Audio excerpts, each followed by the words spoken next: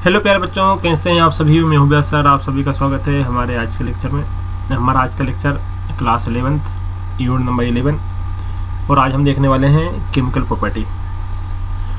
Chemical property में हम देखने वाले हैं oxidation state and trend in chemical reactivity.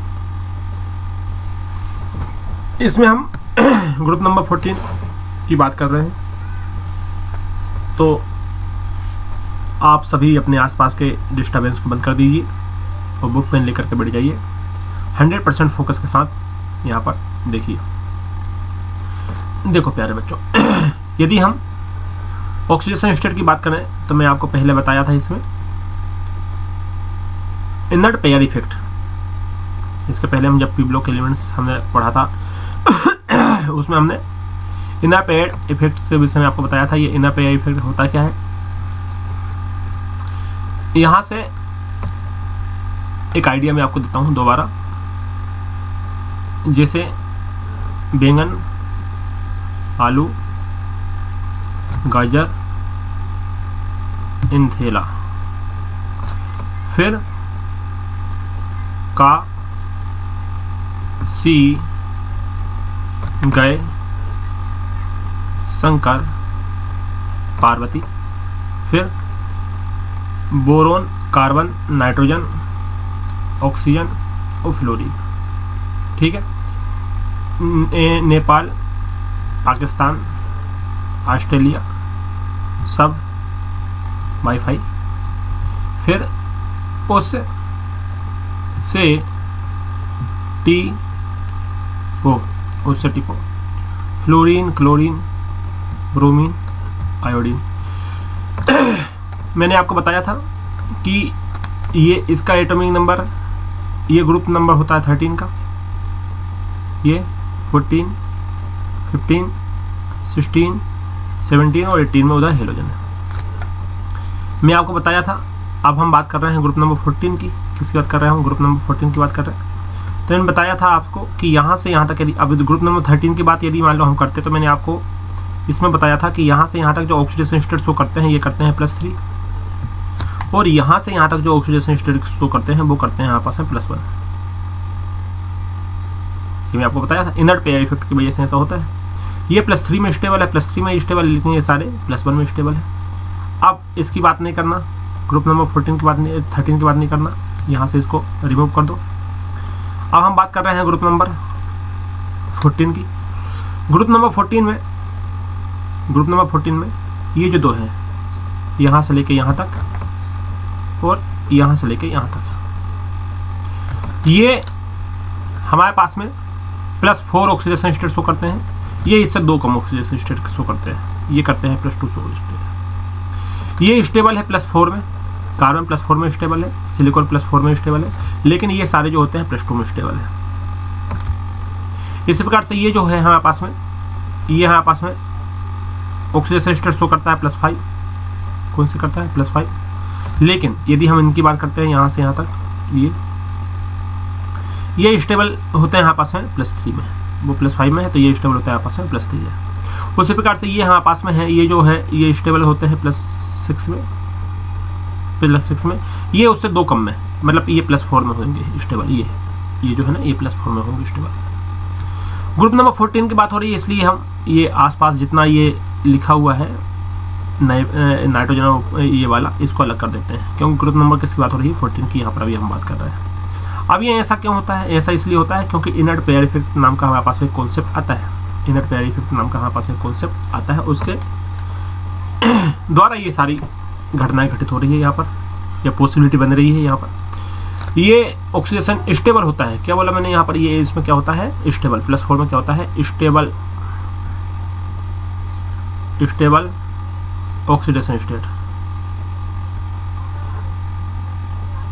Oxidation state, ये होती है यहाँ पास में स्टेबल ऑक्सीडेशन स्टेट। इसका होता है इसमें +2 में stable oxidation state, stable oxidation state. अब यहाँ चलते हैं हम, देखो in group 14 element have 4 electron in outer shell, ये तो हम जानते हैं 4 इलेक्ट्रॉन होते हैं आउटर सेल में, मालूम है ना आपको। यहाँ पर जैसे ये कार्बन था, यहाँ पास में कार्बन था, इसका आउटर सेल में 4 इलेक्ट्रॉन होते हैं, 1 इलेक्ट्रॉन, 2 इलेक्ट्रॉन, 3 इलेक्ट्रॉन और 4 इलेक्ट्रॉन आउटर सेल में होते हैं। आउटर मोस्ट सेल इलेक्ट्रॉन इस कितने होते हैं, 4 होते हैं। अब जो 4 होते हैं, इसी कारण से हम बोलते हैं कि ये यहाँ पास प्लस माइनस शो करते हैं, प्लस मतलब 4 ले भी सकते हैं और 4 हमारे पास दे भी सकते हैं स्टेबल होने के लिए। 4 इलेक्ट्रॉन किसी से गेन करेंगे तो माइनस चार्ज, लूज करेंगे तो प्लस चार्ज, वैसे प्लस चार्ज इसमें ज़्यादा आता है। अब यहाँ पर हम बात करते हैं ग्रुप नंबर 14 है 4 इलेक्ट्रॉन, हमारे पास में ये 4 इलेक्ट्रॉन को रखते हैं in outer shell. The common oxidation state exhibit by these elements are +4 और +2 कॉमन ऑक्सीडेशन स्टेट है। कार्बन आल्सो एग्जिबिट निगेटिव, अब हमारे पास में ऑक्सीडेशन स्टेट भी रखता है कार्बन, वही मैंने बताया कि कार्बन के पास हमारे पास में नेगेटिव भी हो सकता है और पॉजिटिव भी हो सकता है। Since the sum of the first 4 ionisation enthalpy is very high, तो जो इलेक्ट्रॉन को निकालने के लिए एनर्जी लगेगी, भाई +4 कैसे आएगा, यहाँ पर +4 कैसे आएगा, +4 यहाँ से आएगा।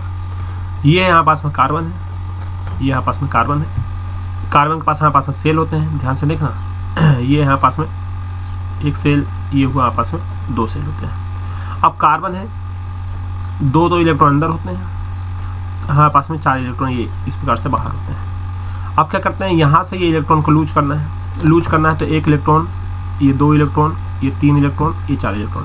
पहला इलेक्ट्रॉन हमने यहाँ से लूज किया तो इसमें एक एनर्जी लगेगी डेल्टा H। 1 इलेक्ट्रॉन लूज करोगे तो +1 चार्ज आएगा, प्लस 1 इलेक्ट्रॉन और लूज कर दिया तो +2 चार्ज आएगा। 1 इलेक्ट्रॉन ये वाला और लूज कर दिया यहाँ से तो +3 चार्ज आएगा। 1 इलेक्ट्रॉन और ये लूज कर दिया तो हमारे पास में +4 चार्ज आएगा। तो जैसे जैसे इलेक्ट्रॉन लूज करते जाएंगे वैसे वैसे हमारे पास में पॉजिटिव चार्ज आते जाएगा। और इलेक्ट्रॉन लूज करने के लिए जो एनर्जी लगती है उसको बोलते हैं आयोनाइजेशन एनर्जी। कौन सी एनर्जी लगती है, वो लगती है आयोनाइजेशन एनर्जी। 1 इलेक्ट्रॉन को लूज करने में लगेगी एनर्जी, आयोनाइजेशन एनर्जी। ठीक है, बात समझ में आ रही। इसलिए हमने बोला हमारे पास में कि अट्रैक्शन है यहाँ पर बहुत वेरी इंपॉर्टेंट रोल प्ले करता है। क्यों? क्योंकि अट्रैक्शन ज़्यादा होगा तो एनर्जी हमारे पास में कैसे लगेगी, ज़्यादा लगने लगती है इलेक्ट्रॉन को लूज करने के लिए। तो since the sum of first 4 ionisation enthalpies is very high, पहली जो हमारे पास में आयोनाइजेशन एंथैल्पी होती है बहुत हाई होती है। Compounds in +4 oxidation state are generally covalent nature, ये कोवेलेंट नेचर का होता है कंपाउंड। यहाँ पास में कार्बन +4 है ना, ये शेयरिंग पेयरिंग ऑफ इलेक्ट्रॉन रखता है। +4 जो है यहाँ पास में कोवेलेंट, यहाँ पर हमारे पास में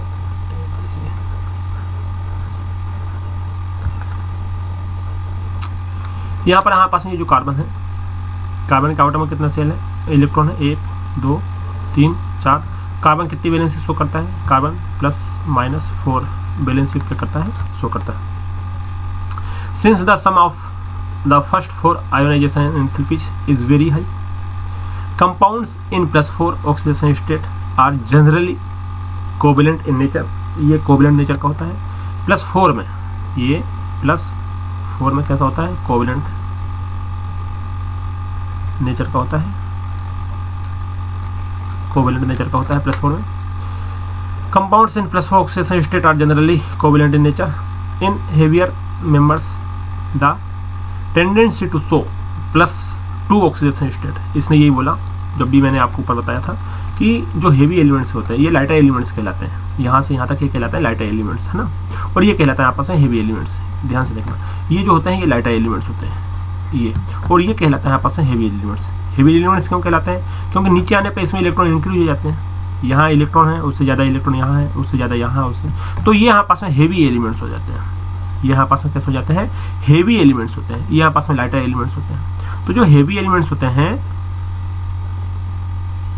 जो यहाँ पास में हेवी एलिमेंट्स होते हैं, ये यहाँ पास में क्या होते हैं, +2 में, मतलब लो ऑक्सीडेशन स्टेट में स्टेबल होते हैं। और जो लाइटर एलिमेंट्स होते हैं वो हाई ऑक्सीडेशन स्टेट में, देखो 2 और यहाँ 4 मतलब हाई, ये लो ऑक्सीडेशन स्टेट में हेवी, और हाई में क्या होते हैं आपस में, हाई में क्या होते हैं, हाई में आपस में लाइटर एलिमेंट्स क्या होते हैं, स्टेबल होते हैं। क्लियर है। अब आगे देखते हैं।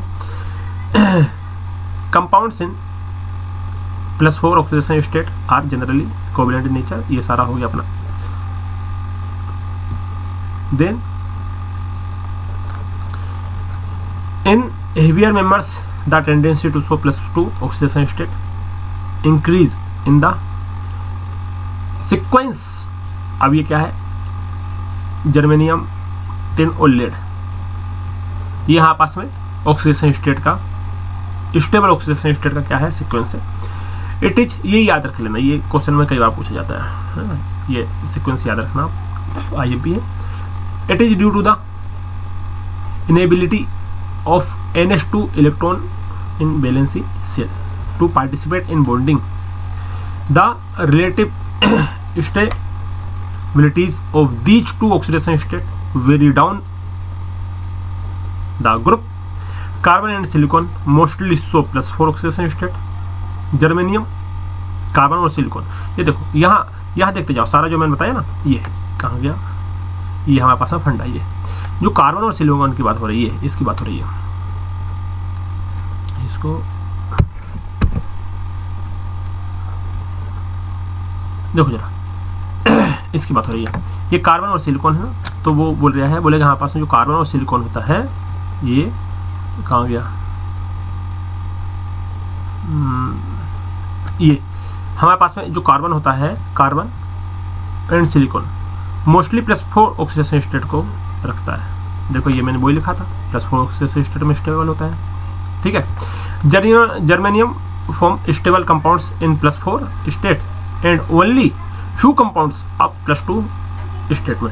जर्मेनियम के जो कंपाउंड्स है, ये जो जर्मेनियम है ना, इसके ऊपर स्टार लगा लो, है ना, ये जो है इसके ऊपर स्टार लगा लो, ये याद रखना एक्सेप्शनल केस है इसका, बीच वाली लाइन में। ये +4 में भी स्टेबल होता है, +2 में होता है, लेकिन ये बोलता है +4 में ज़्यादा, इसमें क्या होते हैं, ज़्यादा कंपाउंड्स होते हैं जो +4 में स्टेबल है, लेकिन कुछ कंपाउंड जो होते हैं +2 में भी स्टेबल होते हैं। हाँ, लेकिन ये जो दो होते हैं, टिन और लेड, ये +2 में स्टेबल होते हैं। हाँ, tin compounds both oxidation state, lead +2, ये देखो यहाँ पास में किसकी बात कर रहे हैं, टिन की बात कर रहे हैं, और हमारे पास में एसएन की बात कर रहे हैं, ये दोनों यहाँ पास में +2 में स्टेबल होते हैं, और इसीलिए यहाँ पास में रिड्यूसिंग एजेंट कहलाते हैं। State is a reducing agent.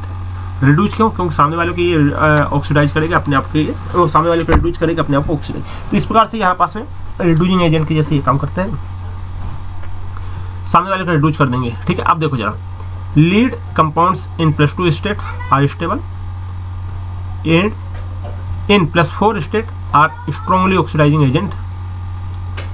ये यदि हमारे पास में +4 में हम लिख दें तो ये कैसे होते हैं, स्ट्रॉन्ग ऑक्सीडेशन स्टेट रखेंगे, ठीक है।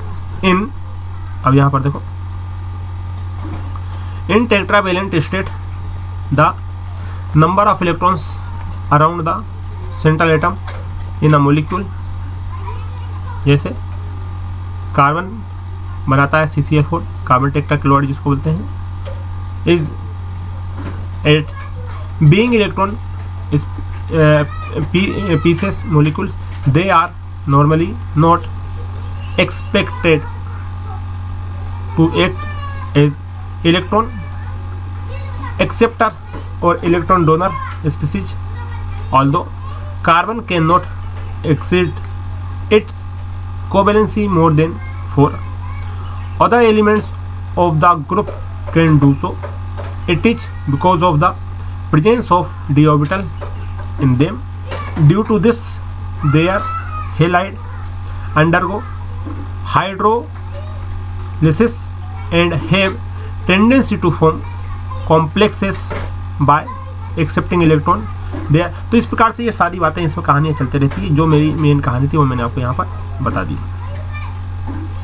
ये यहाँ पास में यहाँ पर कंप्लीट होता है। अब आता है यहाँ पास में रिएक्टिविटी टुवर्ड ऑक्सीजन। अब हम रिएक्टिविटी की बात करते हैं। केमिकल रिएक्शन है तो ऑक्सीडेशन स्टेट आपको मालूम हो गई।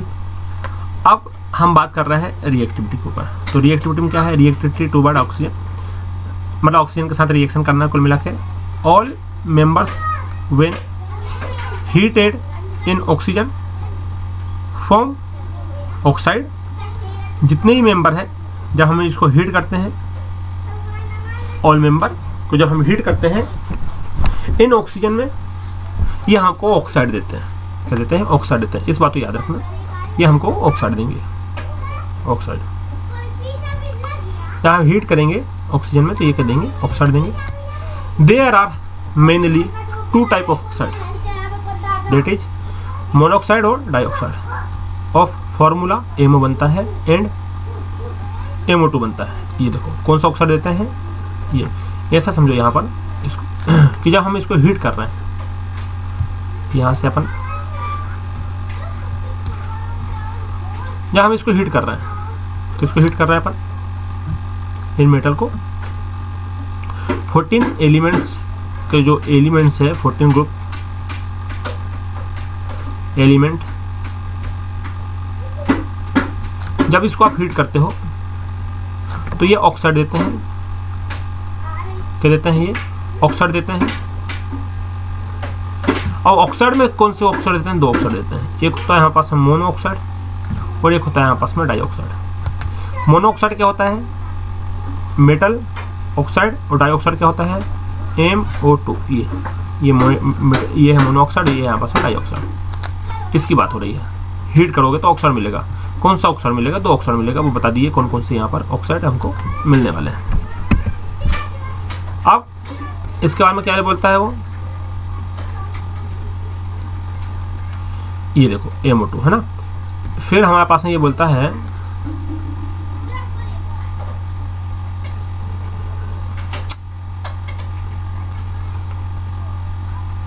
कहाँ गया ये।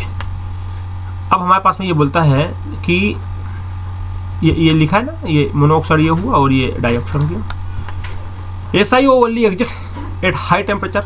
सिलिकॉन ऑक्साइड जो होता है ना, वो हाई टेम्परेचर पे एग्जिस्ट करता है। मतलब ये मोनोऑक्साइड का फॉर्म करता है हाई टेम्परेचर पे। ये तो हुआ सिलिकॉन, उससे ये सिलिकॉन ऑक्साइड, ये इससे मैच खाता है। ये मोनोऑक्साइड है, ठीक है। ये क्या है? यहाँ पास मोनोऑक्साइड है।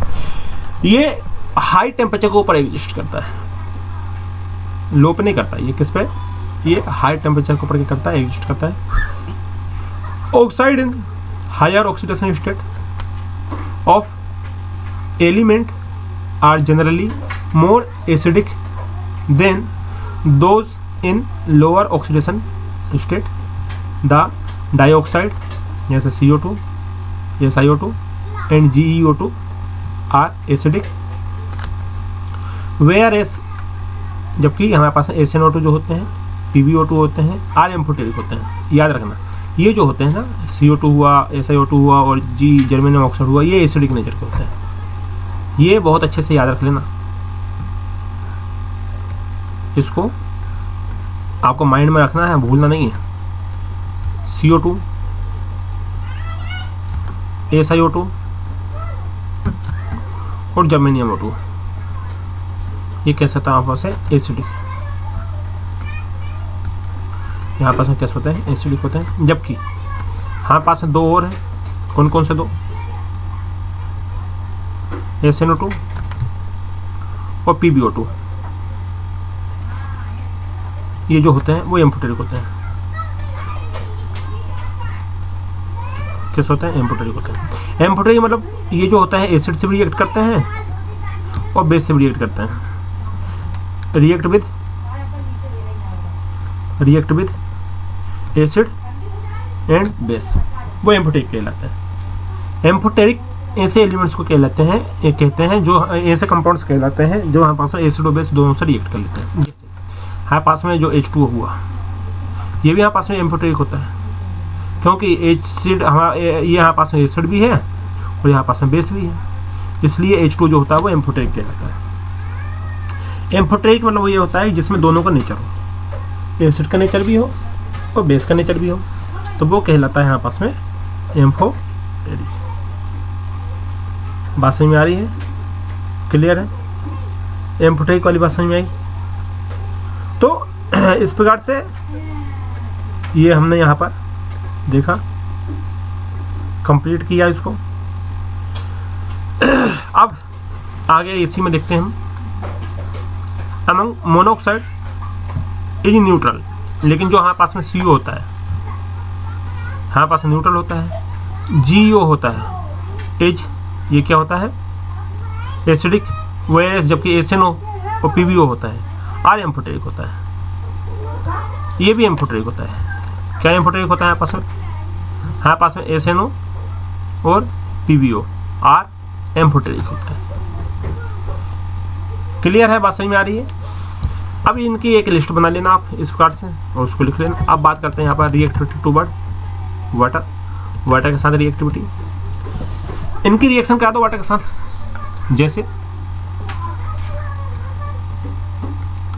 जैसे हमने लिया एसिन, टिन ले लिया, इस टिन की रिएक्शन हम करा रहे हैं H2O के साथ, करा दिया। थोड़ा सा हीट देना पड़ेगा, दे दिया तो हमारे पास यहाँ बनेगा ASNO2 बनेगा, प्लस 2 हाइड्रोजन यहाँ से निकल जाएगा, गैस निकल जाएगा। ये क्या है, मेटल है, ध्यान से देखिए ये क्या यहाँ पास है मेटल, यहाँ पास मेटल है। मेटल जब एसिड से इसके साथ रिएक्ट करता है तो इसमें एसिडिक नेचर होता है, तो वहाँ से हाइड्रोजन को क्या कर देता है, ये लिबरेट कर देता है। ये इतनी बात याद रखना, और ASNO2 बन जाता है यहाँ पर। अब यहाँ पर देखो, इसमें देखो कि कार्बन, सिलिकॉन एंड जर्मेनियम और नॉट इफेक्टेड बाय वाटर। जब हम कार्बन की बात करते हैं, सिलिकॉन की करते हैं, जर्मेनियम करते हैं, कार्बन का सी गए, इनकी जब बात करते हैं, इनकी रिएक्शन करा दो आप तीनों की वाटर के साथ, तो ये कोई इफेक्ट नहीं डालते हैं, कोई इफेक्ट नहीं डालते हैं। ये बोल रहे हैं ये carbon, silicon and germanium are not affected by water. Tin decompose हो जाता है, लेकिन जब हम एसिन की बात करते हैं, वाटर के साथ रिएक्शन कराते हैं, तो ये डिकम्पोज हो जाता है, इसमें कोई इफेक्ट नहीं पड़ता, जबकि ये डिकम्पोज हो जाता है। Decompose steam to form dioxide and dihydrogen gas, ये डाइऑक्साइड बनाता है और क्या बनाता है, डाई हाइड्रोजन गैस का फॉर्मेशन करता है। नीचे रिएक्शन लिखी हुई है जो मैंने अभी आपको यहाँ पर बताया, वो यहाँ पर लिखी हुई है, ठीक है। अब नीचे lead is unaffected by water, जो लेड होता है PB, यदि हम PB की बात करते हैं यहाँ पर, ये H2O के साथ अनएफेक्टेड होता है। बोल दे रहे हैं कि lead is unaffected by water probably because of a protective oxide film formation. Clear है। अब यहाँ से बात आती है दूसरी, रिएक्टिविटी टूवर्ड हेलोजन। हेलोजन के साथ अब हम रिएक्टिविटी देख रहे हैं इसकी। रिएक्टिविटी टूवर्ड हेलोजन, हेलोजन मतलब fluorine, chlorine, bromine, iodine. Halogen का मतलब यही होता है ना, फ्लोरीन, क्लोरीन, ब्रोमीन और आयोडीन। देखो this element can form halide of formula MX2 and MX4 where, यहाँ पर एक साथ आपस में क्या है, फ्लोरीन, क्लोरीन, ब्रोमीन और आयोडीन है। एक्सपेक्ट कार्बन, कार्बन को छोड़ के। अब यहाँ पर हमारे पास में मेटल रख सकते हो, कार्बन को मत रखना। All other members react directly with halogen under suitable condition to make halide. Most of the MX4 are covalent nature. हमारे पास में जो MX4 होता है वो कोवेलेंट नेचर होता है, जैसे CCl4 वो कोवेलेंट नेचर का होता है। MX4 का मतलब समझ रहे हो ना, M हमारे पास में यहाँ कोई मेटल है, ये है हमारे पास में M, ये हुआ X, ये हुआ 4, तो M हमारे पास में कोई मेटल है, तो कार्बन को छोड़ दो, सिलिकॉन ले लो, X4 मतलब Cl4 ले लो, सिलिकॉन SiCl4, इसकी बात हो रही है। MX4 are covalent in nature. The centre metal atom in this halide undergoes sp3 hybridization and the molecules is tetrahedral in shape. Expectation exceptional कैसे, SNF4 and PBF4, ये याद रख लेना। which are ionic in nature, ये आयनिक होते हैं nature. PbI4 does not exist, ये PbI4 exist नहीं करता है, PbI4 एग्जिस्ट नहीं करता है, याद रखना। ये आपके पास में क्वेश्चन बनता है, PbI4 एग्जिस्ट नहीं करता है। Does not exist because PbI bond is initially form during the reaction, does not does not release enough energy to unpaired 6s electron. तो कुल मिला के ये सारी बातें यहाँ पर हो रही है, वही कहानी जो हम पहले एक बार देख चुके हैं, 2 बार आपके सामने आई है ना। इस प्रकार से क्या होता है, कैसे होता है, कैसे हम रिएक्शन कर सकते हैं, इसको एक बार आप देख लेना हो, ठीक है। ये सारा यहाँ पर अब बात करते हैं यहाँ पर, जैसे सिलिकॉन टेट्राक्लोराइड जो है SiCl4 की यदि हम बात करते हैं कि hydrolysis can be undergoes by the taking the example of SiCl4, it undergoes hydrolysis by initially. तो इस प्रकार से यहाँ पास में वाटर होता है, वाटर यहाँ पास में इसके पास डी ऑर्बिटल खाली प्रेजेंट होते हैं, तो ये अपने इलेक्ट्रॉन यहाँ पर देता है, OH यहाँ पर लग जाता है, HCl यहाँ से निकल जाता है। फिर दूसरा वाटर का मॉलिक्यूल देखो, इस प्रकार से ये सारे मॉलिक्यूल निकल जाएंगे और ये बचेगा। देखो ये कैसे होता है, ऐसे होता है, समझो जरा प्यारे बच्चों। रिएक्शन कर रहे हैं हम, जैसे हमारे पास में है SiCl4 है, एक Cl इधर, एक Cl इधर, एक Cl इधर, कहीं भी लगा सकते हो आप। रिएक्शन की इसके साथ में वाटर के साथ H2O के साथ की, तो H2O को ऐसे लिखो H+ और OH-। तो यहाँ से क्या होता है, यहाँ से एक यहाँ से एक इसके साथ Cl निकल जाएगा। फिर दूसरा वाटर लोगे, अब यहाँ से एक निकल गया तो हमारे पास क्या बचा, हमारे पास बचा एक Si, यहाँ बचा हमारे पास OH, यहाँ क्या है Cl, यहाँ क्या है Cl और यहाँ क्या है Cl। फिर दूसरा आप यहाँ से वाटर लोगे तो एक H, फिर ये निकल जाएगा, फिर यहाँ पर OH लग जाएगा। फिर तीसरा लोगे तो ये वाला H, ये Cl निकल जाएगा, तो फिर यहाँ पर OH लग जाएगा। फिर एक बार लोगे तो ये और एक यहाँ पर फिर OH लग जाएगा।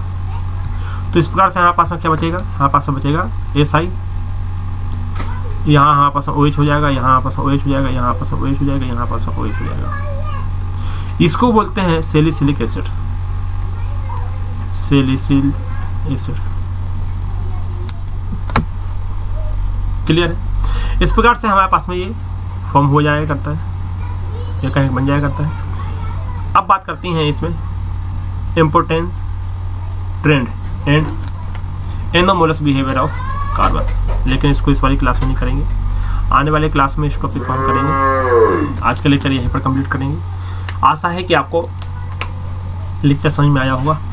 मिलते हैं आने वाले लेक्चर में, जब तक पढ़ाई करते रहिए। Wish you all the best. Thank you.